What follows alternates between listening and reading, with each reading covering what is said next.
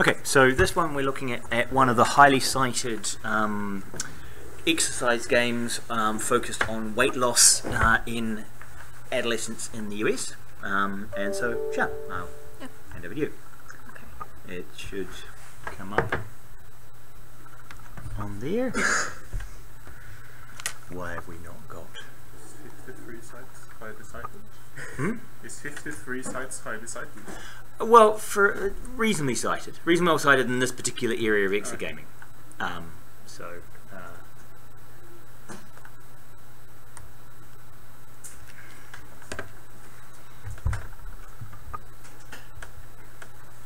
Okay, let's force it to try and duplicate or extend.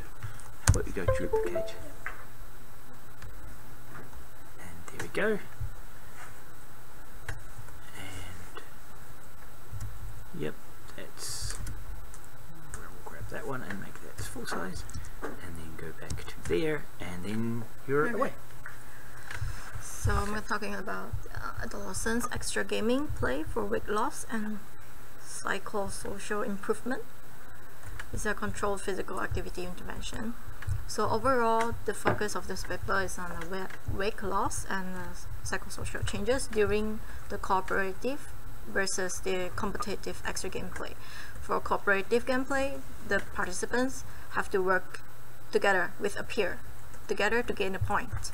If for competitive, is there's two people in the group, but they are competing to each other. So for the participants, they recruited 54 African American overweight and obese adolescents, which have the age between 15 to 19, and 55.6% is female. They are recruited via the word of mouth, and also the referral from the school wellness clinic. And also they use the school flyers and communication from the research assistant and giving out the incentives to the participants. The test takes about 20 weeks. It's a longitudinal test. Okay. For the treatment conditions, the participants are randomly assigned to competitive, cooperative, and control. Which for the control, they are not participating. No, they are not involved in the extra game, but they are just like observes or not observes. They are evaluate like they just continue their daily lives. Okay. The device used is the Nintendo Wii Active.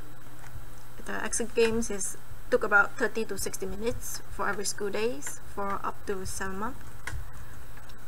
And they are separated in a separated classroom. For the cooperative and competitive, they are both in separate classroom, led by different adult coordinator. The coordinators, they will encourage the students verbally, like well done, you can do it. It's a type of encouragement to boost them up. So for the procedure, the participant will play with one peer in each game session. Oh shit, I deleted something? Okay, and the pair, they are playing in the pair. Okay, and every time the pair is changed. It can be varied over time. So for the competitive, okay, this is what I explained just now. For the competitive, they compete each other and to earn the most of the point and Expend most of the calories. And expend most of the calories. And for cooperative, they cooperate with their partner to earn most of the point and expand most as a team. So for the measure, they will measure the height, the weight, and also they are giving out some questionnaires which require them to be self-report. There's 3 of them. It's an exercise confidence survey, Rosenberg self-esteem skill, and friendship quality questionnaire. So this is the Rosenberg self-esteem skill looks like.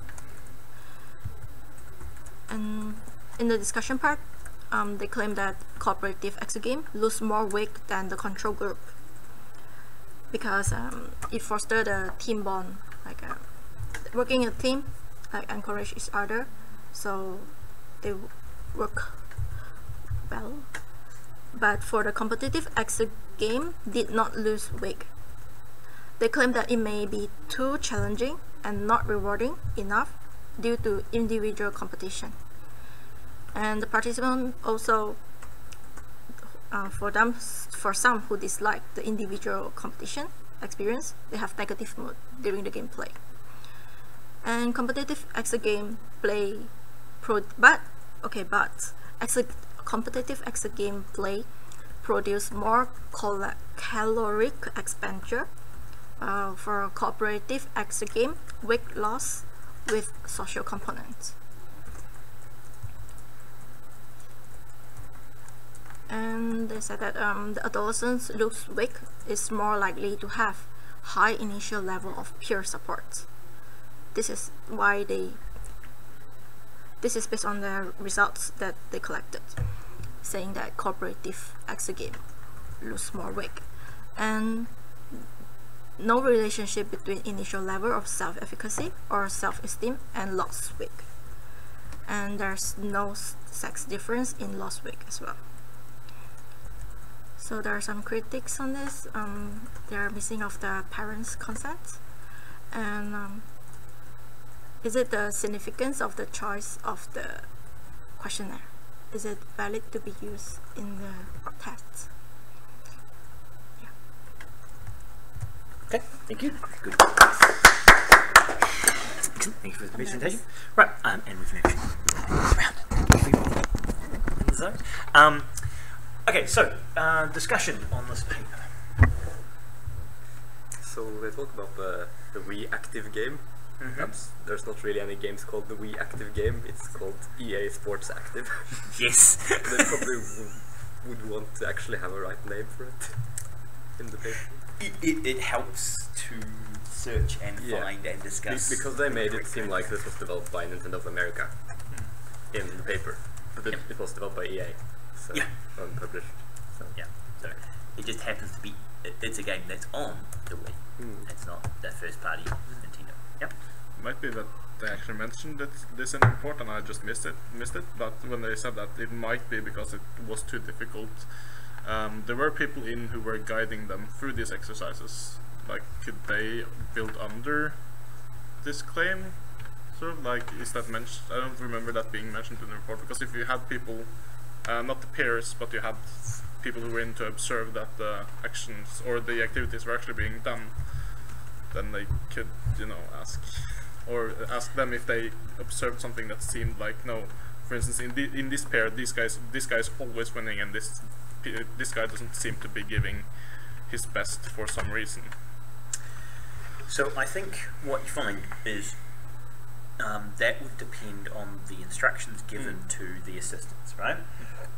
Because if you were trying to measure the condition, if I have my observer interfere too much, right, then you invalidate the results of it being with a competition, right? So I think they left competition as raw competition, and I think that what you've identified there, and I think that's probably one of the actual problems here, is if you are competitive and you've just crushed somebody, right, do you have to try particularly hard the next time to crush them even more, or is a massive victory enough? And if you're actually so in Go playing culture, so some of the Asian Go playing culture, the best Go player always beats you by half a stone, always beats you by the smallest amount possible to beat you by, but will always beat you, right? Because it would be rude to beat you by a lot, but they are much better than you. And in fact, the closer they are to beating you by half a stone, the better they are, right? Because the worse they are, the more buffer they have to build up to beat you. So part of the skill is only just getting ahead of you, right? It's sort of cool though. You turn into like an adaptive, always winning competitor. Yes, that's what they are.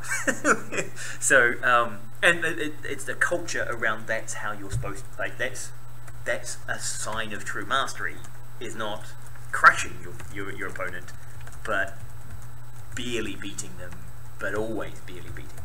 right? Because that means you've mastered their game as well as your own. So in this, when you are playing against somebody, right? If we're competing, and I just have to beat you, once I'm far enough ahead that I'm going to win, I can probably ease off because I know I'm going to win. So I don't have to work so hard because I'm still going to win. Right? Whereas if we're cooperating, and us as a team are trying to get the highest score, then I could probably keep trying all the way through because I don't get the opportunity to stop just because I'm ahead, because we're still trying to get further and beat our team score or get the highest score in the competitively across everybody, where I don't know who my opponent might be, and so I've not got this one-to-one relationship with I'm beating you, haha. Right? Now, also when they mean too hard, it may be that personal conflict might have also been emotionally difficult, and for some people, I think they identified that it was discouraging to lose, and if you and as a person who's losing, right, when Tari is caning my ass, right, what my son does is if there's a race and he looks like he's behind, you'll go, not with, and walk away, right? Which is very much of the Ikemed, the Norwegian. Apparently, this is what Norwegian get. As soon as they look like they're going to win, no, I'm not competing. Right? I'm out. And they'll just give up if they can't see that they have a chance to win.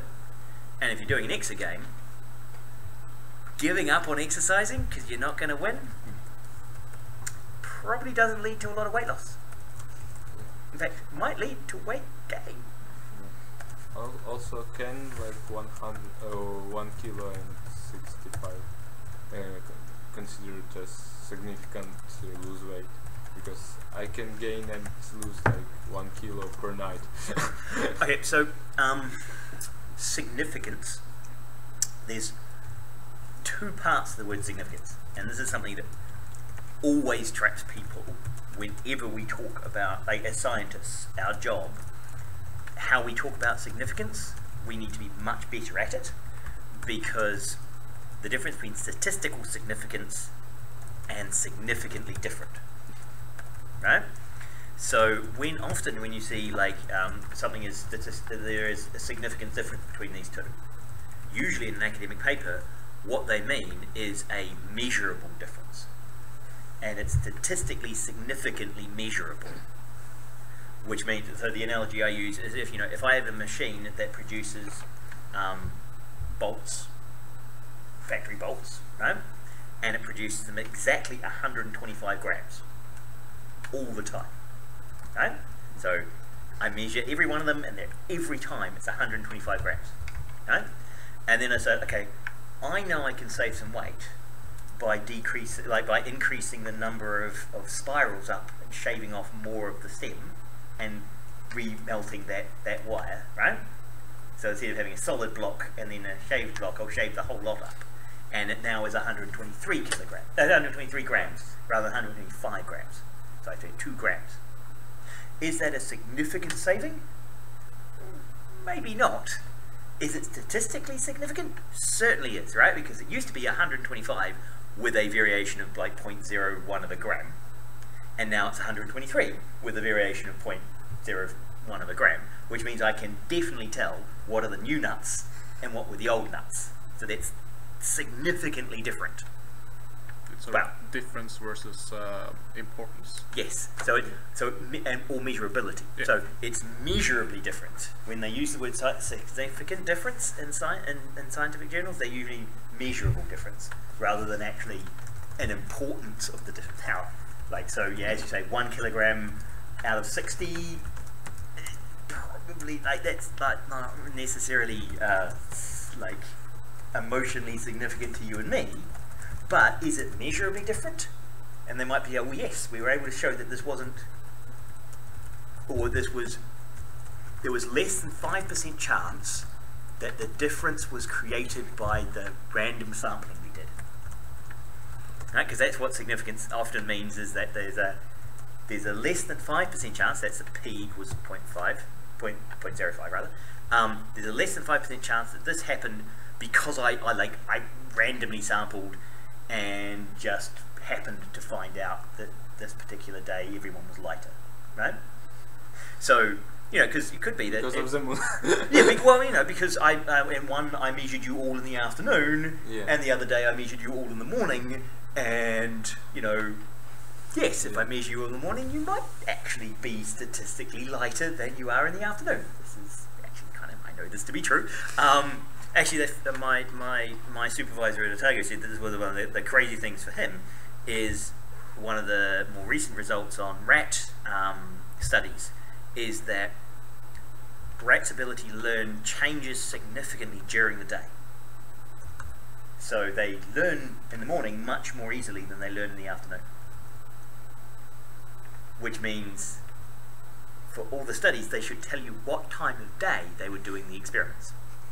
Because if they don't tell you that, you're kind of, I don't know if your condition made it easier or harder to learn, because you had to tell me when you were doing it to make sure you're doing it at the same time of day. Right? So that sort of thing, yes, when something else comes in and confounds things. And 5% is like just, they call it p-hacking. I think I might have mentioned it earlier.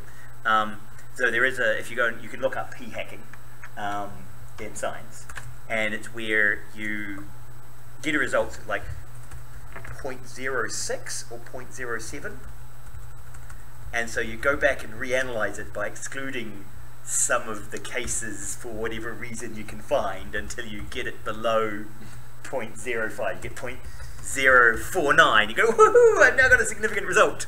And it's kind of, well. Also, just changing the significance, just like saying, starting out by saying that I'm looking at the 1% significance, and then you get like 3.5. So no, I was looking for 5%. I meant, I was always considering the 5% likelihood, right? And one of the big challenges in science is that, you know, if you measure a large number of things and then look at correlations, if you have 20 different features that you're looking at, 5% chance, if you're talking 5% and you've got 20 different things, then yeah, no, you're saying, you know, 1 in 20, that's starting to be about a 50-50 that you'll find one. That is just because you were measuring 20 things, one of them will be randomly statistically significant. No? Which is, I think XKCD has an excellent cartoon of that with jelly beans and obesity to show that green jelly beans cause obesity. Because if you just try enough individual jelly bean colours at random, eventually one of them, you'll find a sampling that means you are outside you're in the 5% beyond the normal distribution. So yeah, what 1 kilo is probably, yes, you found you found the XKCD. It's an excellent one. So 1 kilogram out of 60 over a population, you'll find that. Yeah, but we're talking about people with abnormal. Who are high, extremely big.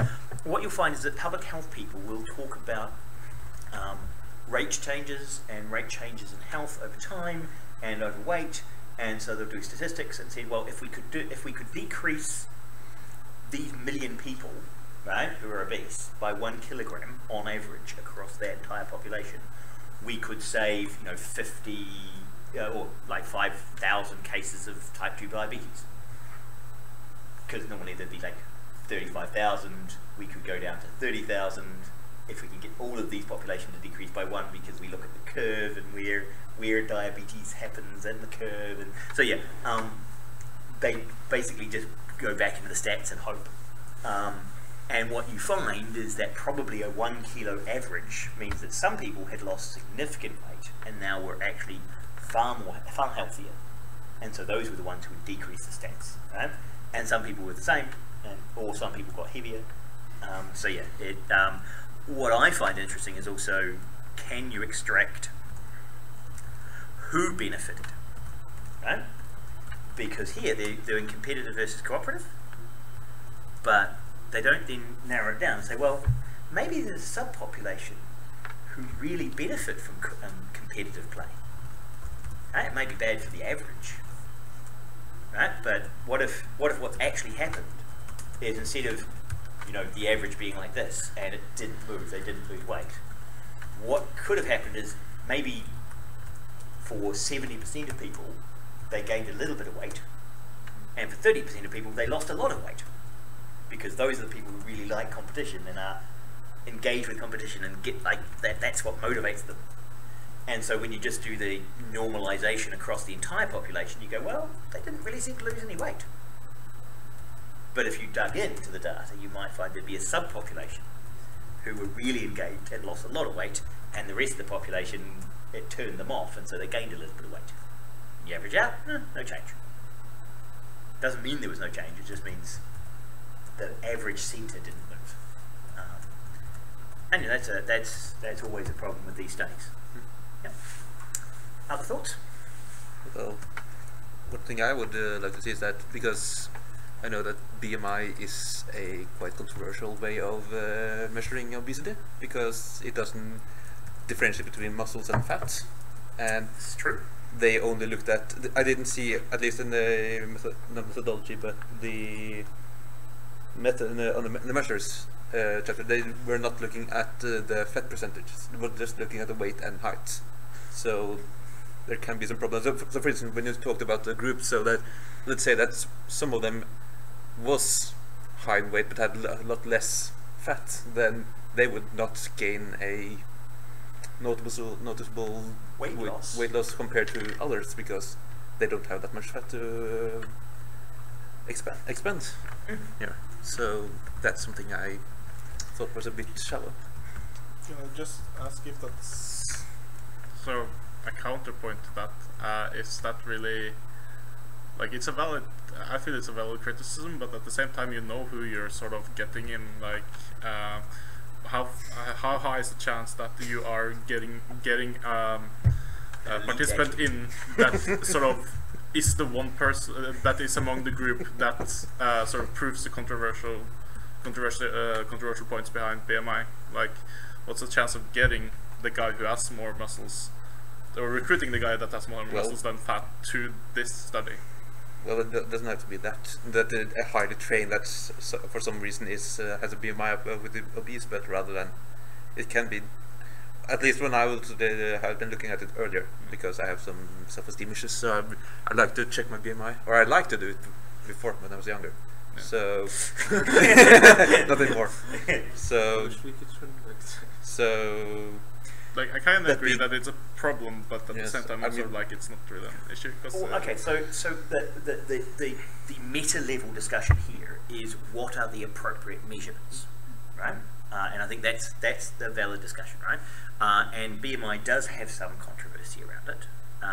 However, it is still accepted as a standard measure that works for most of the population, and it is kind of it's reasonably correlated, right? You're right. There's certainly professional athletes all stand out as being wonky with their BMIs all over the place, and fitness and BMI are not 100% correlated, right? So you get some very unfit, thin people, right? You also find that with the evidence, what they do is for weight and health, you often remove wasting diseases. So for example, cancer is removed because it makes you thin and then kills you. So you don't say, look, thin people die.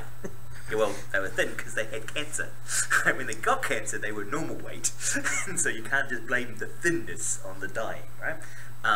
So there are lots of complexity around there.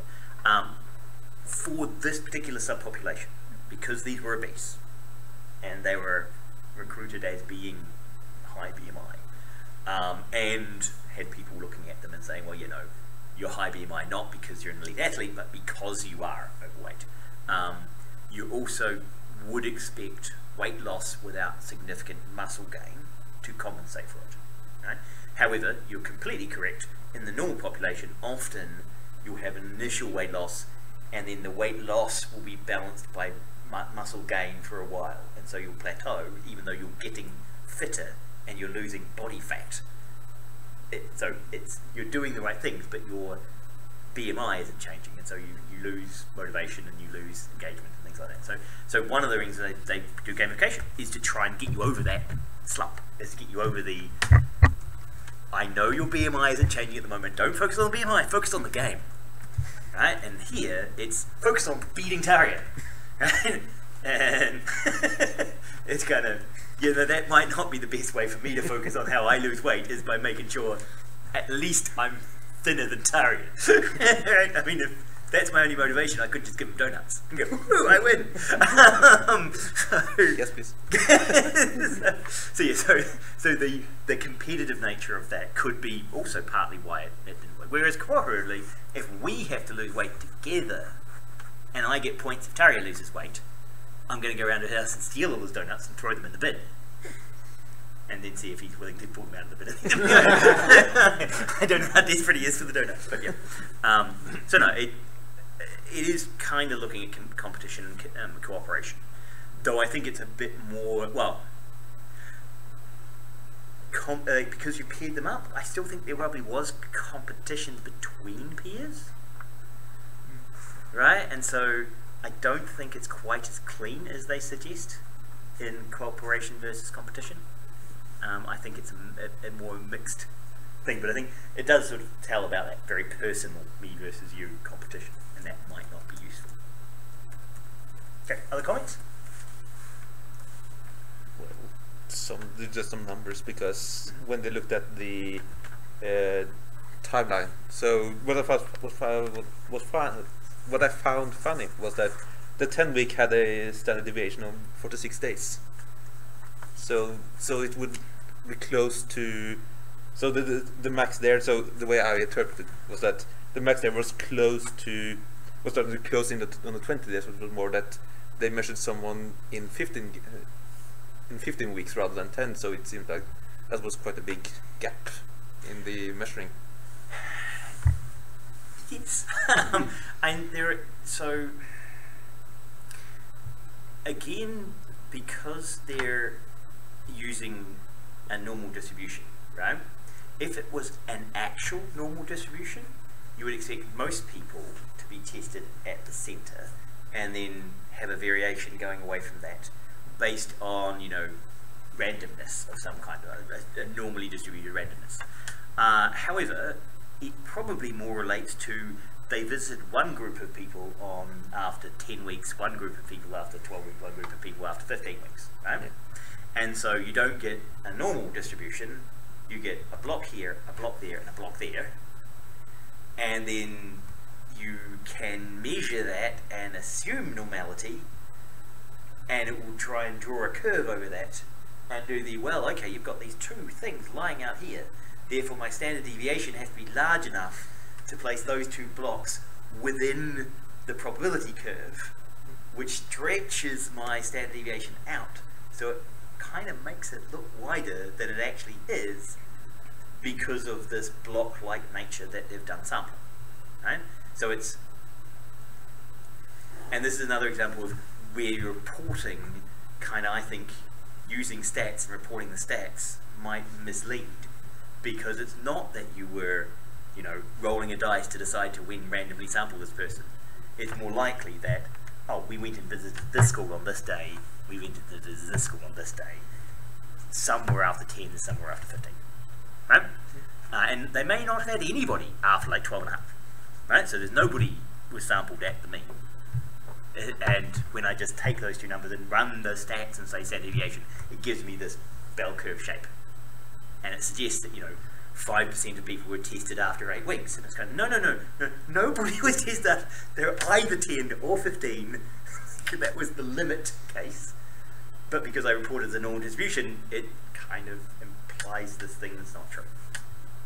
Right. Boy, do you see that a lot in papers. So always be skeptical of normal distributions. Always. Right? Anytime someone does a t-test, anytime someone reports a mean and standard deviation, unless they have evidence that that there is actually some fundamentally random distribution going on that equates to a normal distribution, be very skeptical of those numbers, right? Because they probably don't actually mean what the, well, yeah, they probably don't actually say this is we know this is the normal curve. So normal distribution is the most common distribution. No. Isn't it? No.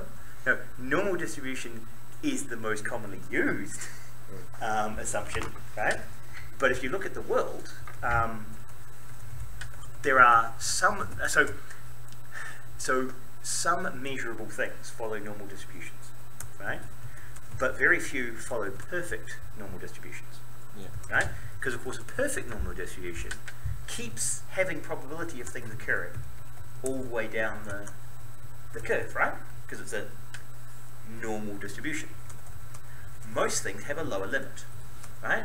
So for example, size of apples might have a normal distribution, but it could be that it's limited by the existence of an apple. You don't get negatively sized apples, right? So that's kind of gonna be a threshold on the 0 point, right? So if you imagine you had a very small thing, there's a limit where it just can't get any smaller. And if your normal curve won't have reached 0 because it never does, right? So if you measure any actual thing, then it's not going to be a perfectly normal distribution. Normal distribution is a reasonable approximation, right? So people's heights are normally distributed in the reasonable range. That's a reasonable estimate for it. But we also know that men's heights and women's heights are different, but they're both normal, right? But when you combine them, do you still get a perfectly normal distribution? Well, you get slightly skewed, but it's close enough, right? It matches to within a small amount of error, even though there are two distinct subpopulations. The same with genetics, right? Norwegians are taller than Chinese. On average, you probably have noticed this. So, you know, I've noticed it, that that, you know, even us sort of New Zealanders, we're not the tallest people. So there are two normal distributions. You've added a tall population with a short population, so you won't have got a perfectly smooth normal distribution. But it's close, right? And anytime you get ceiling effects, you get Poisson distributions where they get pushed, right? Often skewed, where there's a hard bottom end and then a tail off at the top end, right? Or a hard top end and a tail off towards 0, right? So those are actually quite common distributions. When you're sampling things, if I sample something after 10 weeks and sample that after 15, and then do what was the average length of time of the sampling? Well, it was 12.5 weeks. What was the standard deviation of the sampling? Well, it was about 2 weeks, right? So, because to get all of them in the curve, that's what the numbers say, but that's not what I did, right? And so yeah, often, things that are measured often have something similar to a normal distribution, particularly once you've got quantum randomness and you're going into like independent random distributions, then you get to nice normal distributions. But for most other things, it's just a good-ish approximation. But yeah, and grading, right? Are we supposed to have a normal grading? Do you think your universities grade on the normal curve? They certainly don't in Norway. They're pretty much all skewed well, there's a limit, right? Because you're not going to get higher than an A. Bang, right? I've already capped the top end. So, and there's a move away from the centre towards the A's and B's. So, yeah. We had a really nice distribution at our programming exam at my previous college. It was basically like you had center around these and a center around B's. It was like either you got this or you didn't. Yeah. And then you suddenly trying to operate on that as normal with do normal statistics on that doesn't make sense anymore, because that's not how it functions. It's just I think that some of the reason that normal distributions go is not common is that that's the one that's most people are taught, and it's most tools for doing statistics on. Like when we had statistics and were presented with the Poisson distribution, it was always the question like, how can we get this over to a normal distribution so that we can do the t-test? As if, you know, the whole thing is to try and make it look normal, like, well, look normal, make it look like that particular bell-shaped curve. Yeah, no, actually, so in computer science, my former professor had learning edge momentum was a theory that he operated on, which justifies the B and the D. Is that if you imagine education is like a train, if you stay at pace with it, then you're on the train and everything's fine.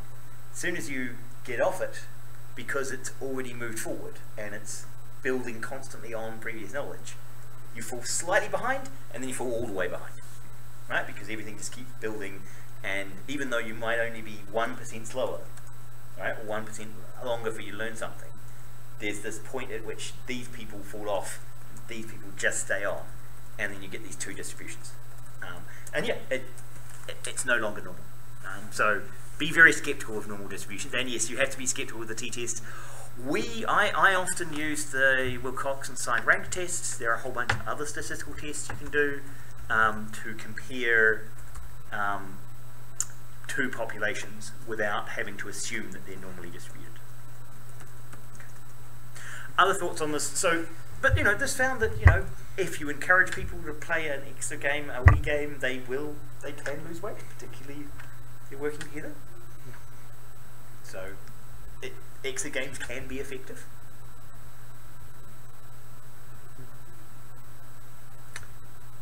Do you think you guys would play exit games? Did you play the Wii Fit a lot? The thinnest person in the room. Did you know? That Kinect too. Play the Kinect as well? Yeah. Yep. I know we've got a couple of guys who come in and play on the Vives to play archery Hollow Point game, because that jumping around can keep you fit as well. So, but I think it's a subpopulation, right? So I think there's a group of people who it works for, but does it work for the whole population? I think the more relevant question there is not to ask does it work for the whole population, it's that, like, does it work for the people who doesn't normally like that stuff? Because who cares if it works for the whole population, but let's say that it works for people who normally don't like exercising, then, you know, that sort of achieves the, if we're looking at it just from health-wise, then that sort of gives that population a way to catch up with the rest. So it's sort of like, who gives a shit if it like if it works for everyone? Yeah, and so this partly comes back to the Pokemon Go socializing effect, right? If you were already social, Pokemon didn't make you more social, because you're already social. But there are a group of people who were socially awkward and didn't really want to engage with people. But when you all had a common activity, and I was really good at this common activity, and I had, like, you know, high status in this sub-community, then suddenly interacting with other people meant I had something to talk about, so I didn't have to think, what do I say? And, you know, look at me, I've got all this stuff, and they go, wow, that's amazing, and I feel good about myself, and so social interactions suddenly are now rewarding. And so for a subgroup of population, it was very effective socially to get them engaging. But again, a subpopulation, not universally. So, final thoughts on the paper?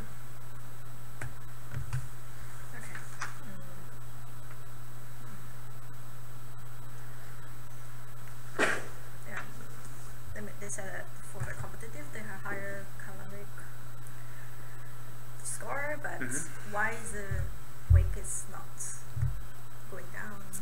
So they didn't explain this. They didn't explain why, although the objective measures, and when they measured the competitive team, they burnt more energy during that session as a total, but they didn't lose weight. So, explanations that people think? Could eat more to make up for that? Actually, this is a real thing in weight loss, right? They really do talk about when you do exercise, you eat more. If you don't control your eating, then yes, your body just goes, oh, I did lots of work, I'll just eat lots of lollies.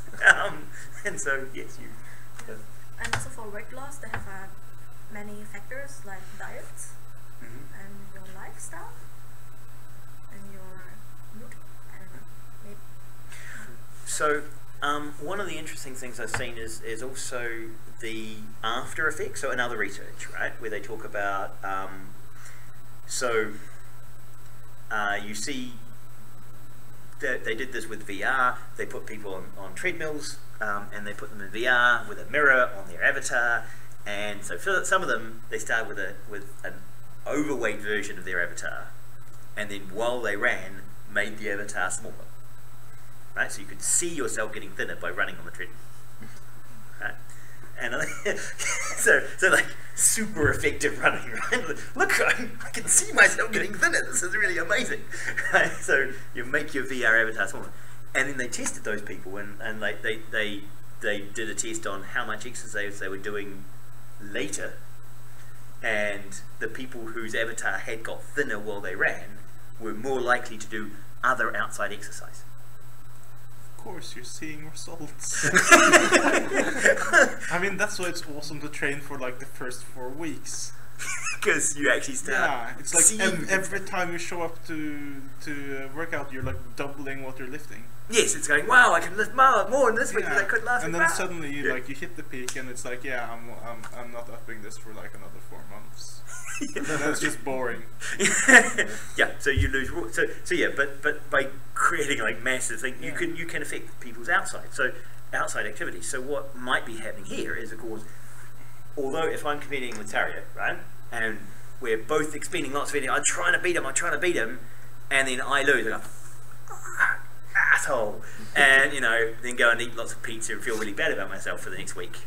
So I've come back and I've gained a bunch of weight, right? And Tario felt awesome, and so he celebrated by having lots of pizza. So he also gained a bunch of weight. Now, because we don't really care, so long as he doesn't eat as much pizza as I do, he'll even beat me on the weight loss, even if he still gains weight. So yeah. Whereas if we're competing and we both feel good because how much we achieved, then we're potentially likely to kind of do less stress eating afterwards, right? So I think it's that complexity of multiple situations going on, and yeah, I would say probably one of our challenges for all of our serious games, in any games that you guys do, in any test you do, outside factors and social factors have such a strong influence, it's very hard to untangle them, right? So this is it with education. If you have a 7-week study or a 3-month study with kids, they're going to learn a lot just osmosis from other things, right, from the rest of their lives, unless you're going to put them in an isolation box for 4 months, which wouldn't be ethical. Yeah. The outside influences are going to probably have more influence on what they learn than your half an hour once a week, right? Like the chance that that's going to be the critical factor on their learning is kind of quite low. Okay, but even so, I think they were able to show that you can lose weight under these conditions. So it would be reasonable to try and encourage some, like, as another tool for some people who will benefit from it. And I think that's what we need to take out of this sort of stuff with X gaming is for the group who are voluntarily interested. And I saw that, so yeah. No, this is like a forced thing. I don't know. It's like those overweight and obese students are selected by the school clinic, and like send them like, I don't know how they're gonna feel. Well, didn't they have to first volunteer and then they were measured to decide if there should be, could get it there? So I mean that's something that you're accepted in it, and that validates that you're obese, and that can do something about your own self-esteem. Even though, I mean, if you're obese, then you're obese, and you need to do something about it. But getting that validation or getting that knowledge through that, well, we tested 100 students, and you were one of the 20 that were so obese that we want you. So. Yeah, so you won the competition on being a fatty. It is a. Besides that, there's one measure, like for the exercise convenience survey, the self-esteem skill, the friendship quality questionnaire. Like, is it valid to use? Because for the competitive, like, do you have friendship? Do you feel confidence? Because you are compete to each other, right? So I think you're using it partly also to try and work out like if there are subpopulations, right? So if you're a person who has, and they talk about here that some of these things seem to have no effect. So like your self-confidence beforehand had no effect on your weight loss, right? So they're using some of these to try and extract, can we predict who would lose weight from this activity, right? We do this in computer science all the time. We say like, can we predict which people will be in the A group and the D group by measuring, are you good at maths? Have you used computers before? Are your parents elderly? Right, whatever random question you ask to see if we can predict something about you. Right, so we do that kind of thing. Is that like the one? I don't know if that's bullshit or not, but the one that says like your there's a higher chance of you becoming a pilot if you've done model planes as a kid. So they use that sort of as a question to pilot students. Do career training. No, but like, yeah. So actually a big thing at the moment, right at the moment, there's a movement in education to do predictive analytics on students coming in, because in America it's becoming more and more competitive around the funding and passing rates. And so what American universities want to do is they only want to let in people who will pass, right? Because then you have lower failure rates, right? So what they're doing is they're trying to do a lot of these questionnaires and analytics on people to direct them to the courses where they will graduate, or they've got the highest chance of graduation, right? So if you're female and you speak 2 languages and you did a history project in school and you're in the theatre group, then they'll push you into linguistics rather than STEM. Even if you want to go to the STEM subjects and you want to do math, no, you're less likely to pass there. Our analytics say that you'll pass our linguistics degree, so we will tell you to do the linguistics degree and not let you do the math degree, because that's where you'd most likely succeed. Right? So there's a big push in the States on doing that kind of deep data analytics by asking you thousands of questions about your past and analysing your Facebook posts and analysing your Twitter feed and trying to do these analytics to predict your most likely successful degree. There is pushback against this. By people saying, no, I should be in charge of what I choose to do. Don't just make me do what you think I'm going to be good at. Right? So yeah, there is, but it's a real problem, and it's coming up as we do big data, and it's an ethical question as well. Should you encourage people to do the thing which your analytics tell you they're most likely succeed at, or or should you let them choose? Should let them choose. I tend to be on the letting people choose, even if they fail. That's something they can learn from. It's their choice, and it's something they can learn from. It also, with big data, when you do these kind of data analytics and you try and ask all these questions and try and predict how people are going to be, you get those AI problems like the AI parole assessment system, which used when they train the AI on all the data, and then you look under the hood of the AI and see what factors it's using, and the color of your skin was a factor it was using, because in America you're more likely to be rearrested if you are African American, if you're dark skinned, than if you're not dark skinned, because society is racist, right? And so the parole AI was able to pick up that society is racist, and so black people are more likely to offend, so we should keep them in for longer because they're more likely to offend. Well, the problem was that the AI didn't pick up on the fact that it was racist. They didn't pick up, no, they just picked up on the statistic that it was mirroring the population, right? So yeah, all of this is kind of, are you doing ethically the right thing, or are you just mirroring an already broken system?